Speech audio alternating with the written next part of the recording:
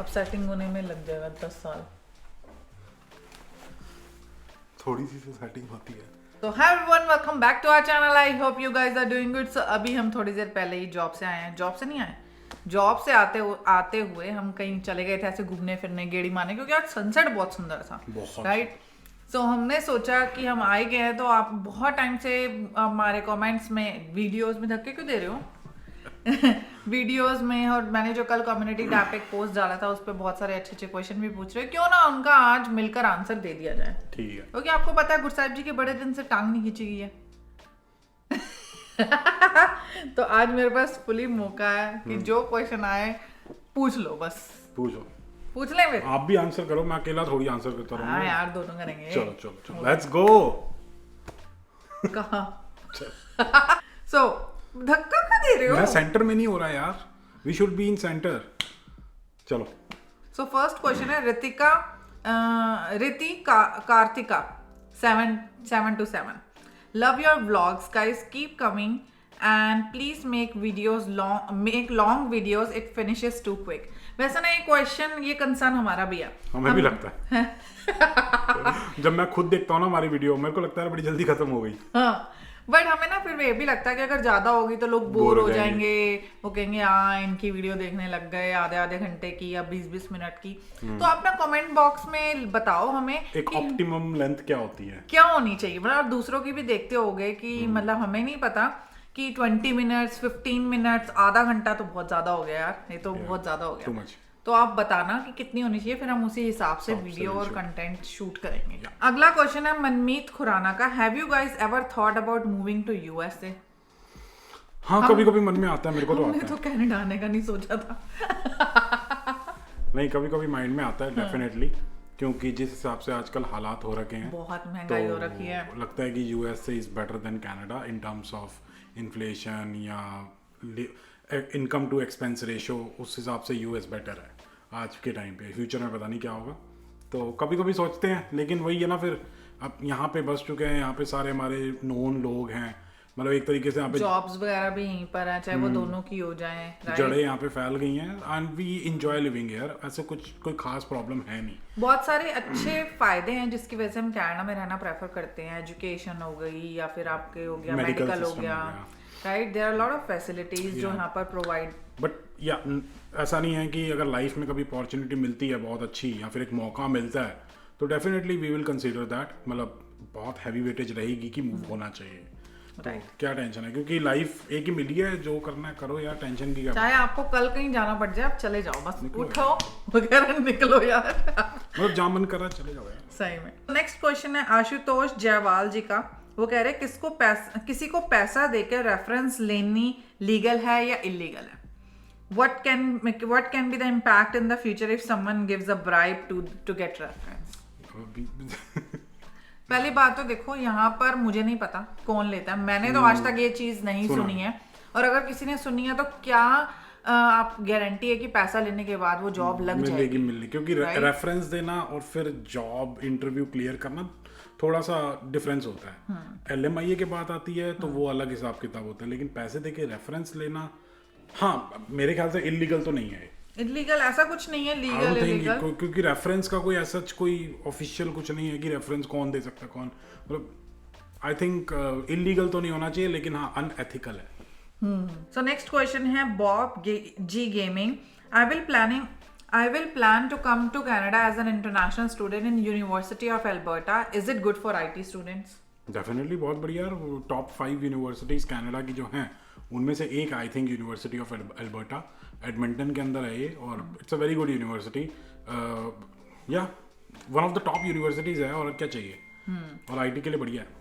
Next question है Sarvjeet Kaur 9649। God bless by both my son and daughter in law, completed post graduation from university and got 3 years work permit. Now they are in India. Suggest them, is it worth to come back Canada as present situation they are confused?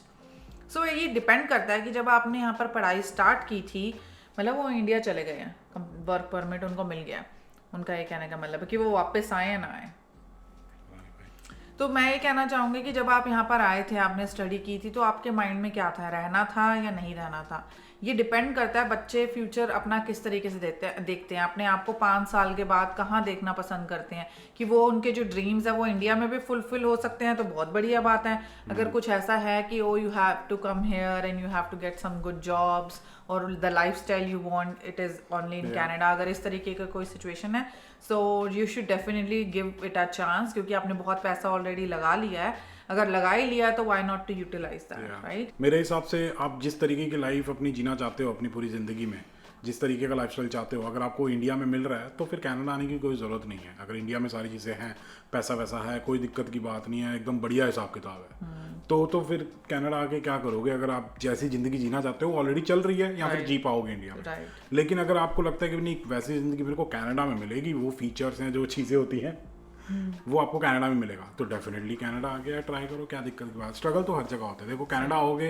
एक यहाँ पे एकदम scratch से जब start करना पड़ेगा, बिना किसी सपोर्ट के, पेरेंट्स का कोई सपोर्ट नहीं होता, किसी का कोई सपोर्ट नहीं होता, तो मुश्किल तो होता है। तो शुरू में हम अनकंफर्टेबल होते हैं क्योंकि कंफर्ट जोन से बाहर आ जाते हैं, लेकिन धीरे धीरे जब यहाँ पे सेटल होते हैं, पैसा वैसा कमाना शुरू करते हैं, एसेट्स बनते हैं, नेटवर्क एक्सपैंड होता है, फ्रेंड्स वगैरह बनते हैं, आपकी कनेडियन फैमिली जो होती है मतलब वो बनती है, तो फिर अच्छा लग जाता है, और फिर 6-7 साल बाद यू फील सेटल्ड और फिर मज़ा आता है। तो ये चीज़ है, तो अगर आप ये करना चाहते हो तो डेफिनेटली कनाडा इज़ गुड, अगर नहीं तो फिर इंडिया तो इवन बेटर। नेक्स्ट क्वेश्चन है Arora Vivek 77। This question is little controversial, so I am sure you will not take this up but had to ask, why did you, उन्होंने कहा मैं question लूंगी नहीं, बट मैं क्यों नहीं लूंगी guys, why did you guys never mention about the house you guys bought? It is not show off, people at your age do buy homes, तो इसमें कोई शो ऑफ की बात नहीं है, we feel proud, right? और हमने decide शुरू से किया था whatever, मतलब अगर हमने ऐसा कुछ लाइफ में किया, so it's not going to be like on social media या show off नहीं करना, because people do buy, it's very common in Canada to buy a house, to get settled down। कोई भी आता है कनाडा में एज अ स्टूडेंट आता है, 4-5 साल बाद घर खरीद ही लेते हैं मोस्ट ऑफ द पीपल, और पीआर लेके आते हैं तो 2-3 साल में खरीद लेते हैं, क्योंकि वो बैक होम भी काफ़ी सारा पैसा लेके आते हैं, तो it's not a big thing. मेरा पर्सनल ओपिनियन ये कहता है, मेरा पर्सपेक्टिव है ये, आप बताना सही है गलत है, मेरे को लगता है जब हम कनाडा में घर खरीदते हैं, most of the people like 99% I think loan लेके खरीदते हैं, मॉर्गेज होती है। तो अगर आपने फॉर एग्जांपल अगर आपने किसी ने 20% डाउन पेमेंट की हुई है, तो आप घर तो आपका सिर्फ 20% है ना, 80% तो बैंक का है, तो उसमें बोलना वी बॉट अ हाउस, ये हो गया वो हो गया, तो मेरे को वो जेन्युइन नहीं लगता, राइट? तो इसलिए इतना ज़्यादा हल्ला मचाना है, फिर ओ जी पहला घर, ओ जी दूसरा घर, ओ जी तीसरा घर, मेजर अमाउंट तो बैंक का है ना, कल को कुछ हो जाए तो गई वो चीज़। तो जो चीज़ हमारी पूरी तरीके से नहीं है, जिसको हम ओन नहीं करते हैं, तो उसके लिए आई डोंट थिंक ज़्यादा हमें बोस्ट करना चाहिए या फिर एंडी बनना चाहिए। गाड़ी खरीदी थी, वो हमने कैश पे खरीदी थी, तो उस पर प्रॉपर वीडियो बनाई थी कि हाँ जी एक दो की गाड़ी खरीद ली, ऐसे ऐसे सीन है। घर खरीदने का मैंने अपने चैनल पे प्रोसेस बताया था कि किस तरीके से आप खरीद सकते हो, क्योंकि उसमें कुछ नॉर्मल सी चीज़ है। तो मेरा ये ओपिनियन है, बाकी जैस्मिन जी पता नहीं क्या सोचती है। मैं भी यही सोचती हूँ कि बाकी शो ऑफ वगैरह, मैं भी यही सोचती हूँ कि शो ऑफ वगैरह नहीं करना चाहिए, नॉर्मल रहना चाहिए, तो इसमें कोई बहुत हमने तीर नहीं मारा है। आजकल हर दूसरा बच्चा, इवन स्टूडेंट भी एक चीज़ करते हैं, सो जब वो अपना हो जाएगा कभी इन फ्यूचर अपना हो जाएगा, फिर बात अलग है भाई, हाँ भाई हमारा ऐसा है हमारा वैसा है, तो अभी इस बोलने का कोई फायदा नहीं। खैर, तो हमने आपका क्वेश्चन ले लिया, इसमें कोई बहुत बड़ी बात नहीं थी, और बस हमने इसी वजह से कभी डिस्क्लोज नहीं करा। बाकी नेक्स्ट क्वेश्चन पे चलते हैं, जो कि है पेस पॉज पीस, वो नाम तो बहुत अच्छा है, PPP 2171। When you had started liking each other from a girlfriend-boyfriend perspective, had you ever thought that you would be living like a compatible, cute couple in a foreign country, achieving your dreams someday? Would like to know what plans and dreams would you discuss back then as an immature person? Touch wood, stay blessed. मतलब हम उस time पे क्या बातें करते थे? हाँ, उस टाइम मैं आपको सच बताती हूँ, आपको तो पता ही है कि मैंने तो कभी भी नहीं आना था कनाडा। मतलब आई यूज्ड टू थिंक कि आपने वो मेहनत वहाँ करनी है, यहाँ कर लो। मैं बहुत अजीब थिंकिंग थी, राइट? सो हमने कुछ ऐसा नहीं करा। इमेच्योर थिंकिंग ये थी कि इनको आना था और मैं इनको बार बार रोकती थी, इस वजह से मेरी लड़ाई होती थी। काश वो प्लान हमने मैच्योरिटी से लिया होता कि लेट्स गो टुगेदर, तो 4-5 साल पहले और पहले आ गए होते तो हिसाब किताब और बढ़िया होता। दे रहा है, दुरुस्त है, मतलब थोड़ा बहुत कैचअप कर ही लिया। हाँ, बाकी बहुत सारे प्लान्स हैं। हाँ, ड्रीम्स बंदा देखता ही है कौन सा कपल है, चाहे वो उस time गर्लफ्रेंड पे, हाँ, बॉयफ्रेंड हो, चाहे वो 18 साल के हैं, चाहे 21 साल के हैं, चाहे 25 साल के और हैं, चाहे वो अरेंज हो चाहे लव मैरिज हो। जिस स्टेज पे होते हैं तो अपनी आगे की स्टेज के लिए कुछ ना कुछ तो बंदा सोचता ही है, या फिर सपने देखता ही है कि ऐसे करेंगे वैसे करेंगे। जब ये प्लान नहीं था कि कनाडा पिक्चर में भी नहीं था, तभी सोचते थे कि कहीं बढ़िया सा हम एक हाई राइज बिल्डिंग में बढ़िया सा महंगा सा अपार्टमेंट लें। तब तो गुड़गांव में सस्ते होते थे अपार्टमेंट वगैरह, कॉन्डोज नहीं है, गुरुग्राम नहीं है, यहाँ पे नोएडा शोएडा हो गया। तो ऐसा सोचते, क्योंकि जॉब्स वगैरह मेरी तो जॉब वहीं पे भी, मेरे क्लाइंट्स वगैरह ही वहीं पे थे, तो यही सोचते थे। फिर मेरा मन में तो कनाडा का था, फिर वो कनाडा आया तो फिर मनाया, फिर करा के फिर यहाँ पे फाइनल पहुंच गए। बाकी जर्नी तो आपको पता ही है। बाकी हमें ये नहीं पता था कि हमारी कंपैटिबिलिटी अच्छी होगी। नहीं, ये नहीं पता। ये साथ जब हम रह रहे, शादी के बाद रहने लगे, तब धीरे धीरे थोड़े से हम एडजस्ट हुए, क्योंकि कुछ चीज़ें थी जो। पर मैं आपको एक बात बताऊँ, वैसे वो बताओ। बड़ी पर्सनल बात होती है। मैं आपको बात बताती हूँ, जब हमारी नई नई शादी हुई थी ना, तो हम जब रहना स्टार्ट हुए, हमने देखा भाई ये अलग नेचर का, मैं अलग नेचर की। मतलब जब हम गर्लफ्रेंड बॉयफ्रेंड होते हैं ना, तो दिन में 2 घंटे मिले, और उस वक्त भी क्या खाना पीना हो गया, घूम फिर लिया, और वो बातें अलग टाइप की होती हैं। लेकिन जब शादी हो जाती है, साथ रहने शुरू हो जाते हो, तो जो बेसिक हैबिट्स भी होती है ना, वो भी मतलब पता लगती है। हस्बैंड वाइफ होते हैं वो सुबह से लेकर रात तक बंदा क्या करता है, you can see that, right. तो हर चीज का पता होता है। तो कभी कभी इरिटेटिंग होते है कि ये क्या है। मेरी तो इतनी बड़ी लड़ाई हुई, और एक बारी मैं घर छोड़ के चली गई थी शॉपिंग मॉल में बैठे हुए आके।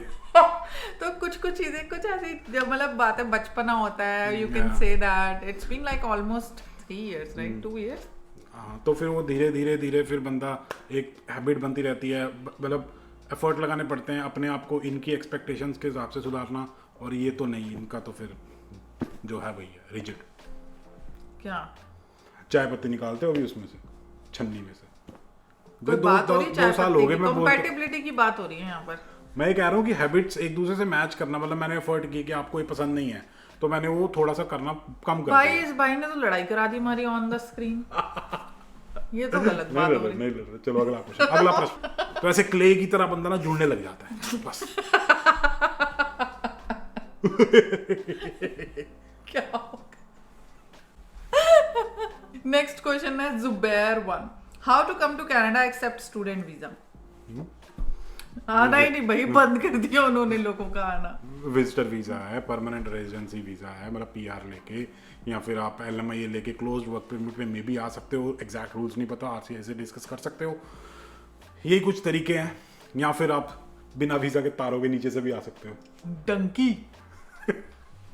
नेक्स्ट क्वेश्चन है हेरांग 1143, अमन का यूट्यूब का नाम क्या है? वो है it's me Aman. It's me अमन या अमनदीप सिंह ऐसा करके कुछ है। हाँ, अमनदीप सिंह ऐसे कुछ करके है। बाकी हम टैग कर देंगे अपने डिस्क्रिप्शन में, आप जाके देख सकते हैं। यस, बढ़िया वीडियोस बनाता है जॉब से रिलेटेड। आपको जॉब तो मिल ही जाएगी अगर आप उसको फॉलो कर लोगे तो।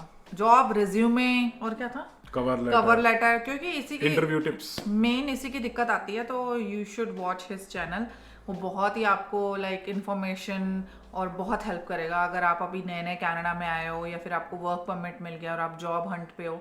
सो it's going to be very useful. So next question है रमरीक चौधरी 4217, कनाडा में जनरल आइस कैसे देना है, प्लीज इस पर एक वीडियो बनाओ। जनरल आइल्स के लिए आप ब्रिटिश कोलंबिया कह रहा हूँ, ब्रिटिश काउंसिल या फिर आईडीपी के साथ अपना टेस्ट बुक करो। आप जैसे इंडिया में होता है वैसे आपको यहाँ पे भी टेस्ट सेंटर मिलेगा, वहाँ पे जाके एग्जाम दे दो। सेम जैसे इंडिया में होता है वैसे ही होता है। ब्रिटिश काउंसिल की वेबसाइट पे जाके या फिर आईडीपी की वेबसाइट पे जाके अपना टेस्ट बुक करो, अपनी पेमेंट करो, आपको सेंटर मिल जाएगा जिस सिटी में होगे, वहाँ पे किसी होटल के अंदर आपका एग्ज़ाम होगा। और फिर स्पीकिंग का भी उसी दिन हो जाता है मेरे ख्याल से। तो यहाँ पे अलग अलग दिन नहीं हुआ, मतलब मैंने जनरल का भी दिया था और एक एकेडमिक भी दिया था मैंने यहाँ पे, तो उसी दिन मेरा स्पीकिंग हुआ था। इंडिया में अलग दिन होता है ना। तो ये सुमन जी हैं जो हमारे वीडियोस पे कमेंट करती हैं, वो डिफरेंट आईडी से कर रही हैं। तो भाई आप दे सकते हो। इसको तैयारी करने का तरीका अगर मैं बोलूँ तो क्या कहते हैं, कुछ वेबसाइट्स हैं, मतलब कुछ ऐसे चैनल्स हैं जो गुरसाहिब जी को बहुत अच्छे से पता है। जो मेरे को आइल्स लिज नाम का एक चैनल है, उसकी बहुत पुरानी वीडियोस हैं, लाइक 5-6 साल पुरानी है, लेकिन वो बहुत अच्छी वीडियोस हैं बिल्कुल जीरो से स्टार्ट करने के लिए। और फिर एक और चैनल क्या था वो जिसमें जे आता था, याद है ना नाम चैनल का? It's been so long. जो भी होगा एडिटिंग के टाइम हम चेक कर लेंगे और वहाँ पे नीचे आपको दिखाई दे रहा होगा स्क्रीन के ऊपर। तो ये 2 चैनल मैंने फॉलो किए थे आइल्स की थोड़ी बहुत प्रिपरेशन वगैरह करने के लिए, तो या it's good, no problem. Next question है Krishan Manchanda Nani. Hey guys, I love your vlogs. Thank you so much, and I watch them daily. God bless you. Such a beautiful jodi. My question is, please make a video on skill one should build before coming to Canada on spouse visa. Because the degree we have in India won't work there, and it's better to start with job as we get open work permit rather than to study in Canada. Skill for female spouse as we want to land up in jobs which are a little better than the minimum wage. तो यार सबसे पहला question तो यही आ जाता है कि आपको जॉब करनी है, बिजनेस करना है, ठीक है। अगर आपको जॉब करनी है तो आपको एक पर्टिकुलर फील्ड सिलेक्ट करना पड़ेगा कि भाई जो भी आपका बेसिक फील्ड है, जो भी आपने पढ़ाई वगैरह की हुई है उससे रिलेटेड करोगे तो बेटर रहेगा, क्योंकि ऐसा नहीं है कि इंडिया की डिग्री की बिल्कुल भी वैल्यू नहीं है। डेफिनेटली थोड़ी वैल्यू होती है अगर वो जो स्किल्स वगैरह सिखाए गए थे आपकी पढ़ाई के टाइम पे वो वर्ल्ड वाइड रिकॉग्नाइज्ड है। फॉर एग्जांपल अगर आईटी की डिग्री है, मतलब सी लैंग्वेज होगी या फिर प्रोग्रामिंग वगैरह होगी, वो वर्ल्ड वाइड सेम ही होती है। जो इंडिया में थी वो सेम कनाडा के अंदर है, कंसेप्ट बिल्कुल सेम है। ऐसे बहुत सारी चीज़ें होती हैं। तो ऐसे फील्ड में बिलोंग करते हो तो अपना प्रोग्रेसिव हिसाब किताब रखो और स्किल्स को आप बिल्ड अप करो एक्स्ट्रा, और फिर जॉब्स अप्लाई करना शुरू करो। मिनिमम वेज से बेटर मिल जाएगा। अगर नहीं है तो फॉर एग्जांपल आप बिल्कुल ज़ीरो है कि कुछ भी नहीं आता, इंडिया में नॉर्मल सी डिग्री की हुई है और यहाँ पे क्या करें बातें, तो banking industry is a great industry. वहाँ पे जाके अपने सर्टिफिकेशंस वगैरह होते हैं IFSC के या फिर क्या होता है CSC वगैरह, ये सर्टिफिकेशंस ले सकते हो आप, फिर बैंकिंग इंडस्ट्री में जा सकते हो और धीरे धीरे फिर ग्रो कर जाओगे। मिनिमम वेज से ज़्यादा ही अर्न करोगे इवेंचुअली। और उसके अलावा HR भी परस्यू कर सकते हो, उसमें CPRL CPRH ये कुछ सर्टिफिकेशन होते हैं। ये करने के बाद आप आगे ग्रो कर सकते हो और अच्छे पैसे कमा सकते हो। बट मैं सजेस्ट करूँगा कि अगर आपके पास अपॉर्चुनिटी है, अगर आपके पास टाइम है और इतना बर्डन नहीं है पैसे कमाने का, तो आई वुड सजेस्ट कि कोई ऐसा स्किल सीखो जिससे आप कुछ बिजनेस वगैरह ओपन कर सको। क्योंकि कनाडा के अंदर जॉब के अंदर टैक्सेस बहुत कटते हैं, तो बिजनेस करते हो तो ज़्यादा बेटर है। उसके लिए आपको थोड़ा दिमाग चलाना पड़ेगा। बहुत ही बेसिक, जो अगर फीमेल्स के लिए बोलूँ, बहुत ही जो आधी से ज़्यादा females Canada, Indian females Canada के अंदर कर ही रही हैं, वो है नेल आर्ट, मेकअप शेकअप हो गया या फिर ग्रूमिंग के काम हो गए। तो अच्छा चलता है, हर एक सिटी में मतलब क्लाइंट्स वगैरह बन जाते हैं, राइट। तो इस तरीके से आप अपने कोर स्किल को आइडेंटिफाई करो कि ऐसी कौन सी चीज़ है जो आंखें बंद करके आप कर लेते हो। नेक्स्ट क्वेश्चन है कमल धूतन जी का। उनका कहना है, I haven't seen many people moving to Ottawa, any specific reason Gud Sahib? Ottawa मेरे को नहीं पता है। ऑटोवा बढ़िया जगह है यार, मेरे को अगर डेफिनेटली अपॉर्चुनिटी मिलती तो मैं ऑटोवा ज़रूर जाता, कोई दिक्कत की बात नहीं है। वहाँ पे बड़ी सिटी है, हाँ, लेकिन हमें अपॉर्चुनिटी नहीं मिलती है। सही में अपॉर्चुनिटी कहीं पर भी नहीं मिलती तो या उसकी हाइप इतनी क्रिएट नहीं हुई है, तो बस यही रीज़न है। सो नेक्स्ट क्वेश्चन है, लेट्स मेक अ थिंक। देखो किसी ने आपको ना, मतलब आपकी बातें नोट कर करके क्वेश्चन पूछा है। Let's make a thinking out loud series. Maybe you guys can share such things about how you deal with social situations or issues, but I am just throwing out an idea. किस type का social issue है? मतलब कैसा भी कोई हो गया, या फिर सोशली अगर आपको कोई कमेंट भी करता है या व्हाटएवर देयर इज। यार अगर सोशली कोई हेट कमेंट करता है तो उसको तो हम इग्नोर ही कर देते हैं ज़्यादातर, क्योंकि बेचारे की लाइफ में पता नहीं क्या चल रहा है। उन्हें कितनी बार बताया, वो लोग फ्रस्ट्रेशन निकालने के लिए आते हैं, वो कीबोर्ड पे फ्रस्ट्रेशन निकाल देते हैं और उनको मज़ा आता है, हाँ मैंने पता नहीं क्या ही बोल दिया, तो उसको तो हम इग्नोर कर देते हैं। बाकी लाइफ के अंदर जब और क्या सोशल, मुझे ऐसा लगता है कि हर एक इंसान की लाइफ ना डिफरेंट होती है, राइट। जैसे कि हम बड़ी जल्दी छोटी छोटी बातों को जज कर लेते हैं। ओ इसने ये पहना, ये ऐसा होगा, या इसने ये नहीं पहना तो इसकी वैल्यू नहीं, रिलीजन की वैल्यू नहीं होगी। तो हम ना कुछ नहीं सोचते, क्योंकि अगर मिलियन ट्रिलियन लोग हैं दुनिया में तो हर एक की अलग थिंकिंग है। सो वी जस्ट, और हम किसी को फोर्स तो कर नहीं सकते। अब जैसी लाइफ मैं जीता हूँ, मैं किसी को बोलूँ कि नहीं तुम जो मैं जी रहा हूँ तुम भी वही जियो, वरना तुम गलत हो, तो ऐसा तो होता है। तो हम क्या करते हैं, mostly we don't just answer back or something, हम बस भूल ही जाते हैं। उसके बाद हम अपना काम करने लग जाते हैं और भूल जाते हैं। इट्स ओके, सबकी लाइफ में होता रहता है। तो ये सच्चाई है कि हम इश्यूज हो या कोई सोशली कोई कमेंट करे या कुछ है, the better way is just bless them and move on, right. So यहाँ पर हमारे क्वेश्चंस भी खत्म होते हैं भाई साहब, और साथ के साथ अब वीकेंड स्टार्ट हो गया, तो आप भी एंजॉय कर रहे होगे। और अगर आपको हमारी प्यारी सी वीडियो अच्छी लगी तो please like share and comment. मिलते हैं अगली वीडियो में, तब तक के लिए बाय बाय। सोशल इश्यूज क्या थे?